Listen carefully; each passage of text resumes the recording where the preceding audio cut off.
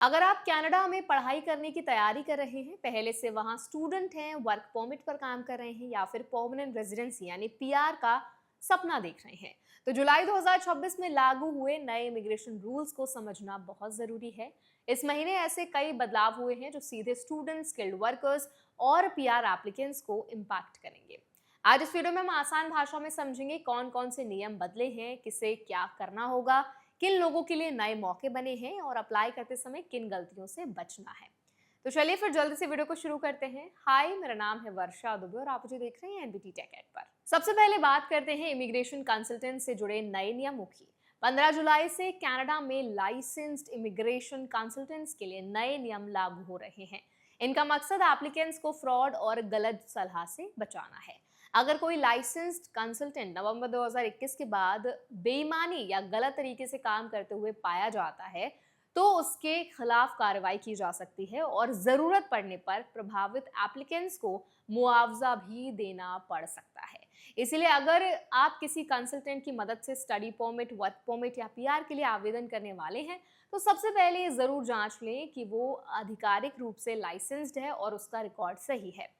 अब बात international students की। अगर आप कनाडा में पढ़ाई के दौरान अपना डेजिग्नेटेड लर्निंग इंस्टीट्यूशन यानी डीएलआई बदलना चाहते हैं, तो आप केवल कॉलेज बदलना काफी नहीं होगा। कई मामलों में आपको अपना स्टडी परमिट एक्सटेंशन भी लेना पड़ सकता है। कुछ कंडीशंस में नया प्रोविंशियल अटेस्टेशन लेटर यानी कि पीएएल या टेरिटोरियल अटेस्टेशन लेटर यानी टीएएल भी जरूरी होगा। अच्छी बात यह है कि अगर पूरा ट्रांसफर प्रोसेस सही तरीके से किया जाता है, तो आईआरसीसी ने ऐसे मामलों के लिए लगभग 60 दिन का प्रोसेसिंग स्टैंडर्ड तय किया है। साथ ही ये भी याद रखें कि स्टडी परमिट की नेशनल कैप अभी भी 2026 में लागू है, इसलिए अप्लाई करने की योजना समय से बनाना जरूरी होगा। अब बात करते हैं ओंटारियो की, जहां पीआर का रास्ता तलाश रहे लोगों के लिए इंपॉर्टेंट बदलाव हुआ है। ओंटारियो ने अपने पुराने एम्प्लॉयर स्ट्रीम्स की जगह नया वर्कफोर्स प्रायोरिटी स्ट्रीम शुरू किया है। इसमें मेनली टीयर 2 से 3 ऑक्यूपेशन, टीयर 4 से 5 ऑक्यूपेशंस और सेल्फ एम्प्लॉयड फिजिशियंस के लिए अलग अलग रास्ते बनाए गए हैं। ज्यादातर एप्लीकेंट्स के लिए वैलिड जॉब ऑफर जरूरी रहेगा। फिलहाल ओंटारियो का एक्सप्रेशन ऑफ इंटरेस्ट यानी कि ईओआई सिस्टम नए बदलावों के कारण अस्थायी रूप से बंद है, लेकिन पहले से जमा किए गए एप्लीकेशंस पुराने नियमों के अनुसार प्रोसेस होते रहेंगे। सरकार ने यह भी संकेत दिया है कि आगे हेल्थ केयर प्रोफेशनल्स, एंटरप्रेन्योर्स और एक्सेप्शनल टैलेंट के लिए नई स्कीम्स भी शुरू की जाएंगी। ब्रिटिश कोलंबिया ने भी हेल्थ केयर सेक्टर में काम करने वालों के लिए एक स्पेशल अपॉर्चुनिटी खोली है। यहाँ रूरल और रिमोट इलाकों में काम कर रहे कुछ हेल्थ केयर सपोर्ट वर्कर्स के लिए सीमित संख्या में नॉमिनेशन का रास्ता खोला गया है। हालांकि ये प्रोग्राम हर तरीके के लिए नहीं है और केवल तय एलिजिबिलिटी रखने वाले लोग ही इसके लिए अप्लाई कर सकते हैं। क्यूबिक ने भी एक इम्पॉर्टेंट राहत दी है। अगर किसी व्यक्ति ने Quebec skilled worker selection program के तहत अप्लाई किया है और उसका एम्प्लॉयर स्पेसिफिक वर्क परमिट वैध है या हाल ही में एंड हो चुका है, तो उसका स्पाउस कुछ शर्तों के साथ ओपन वर्क परमिट के लिए आवेदन कर सकता है। यह अस्थायी व्यवस्था फिलहाल 2026 के अंत तक लागू रहने की उम्मीद है।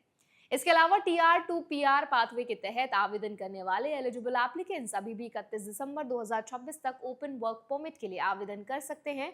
जिन लोगों का मौजूदा वर्क परमिट जल्द एंड होने वाला है, उन्हें अंतिम समय का इंतजार करने के बजाय पहले से आवेदन की तैयारी कर लेनी चाहिए।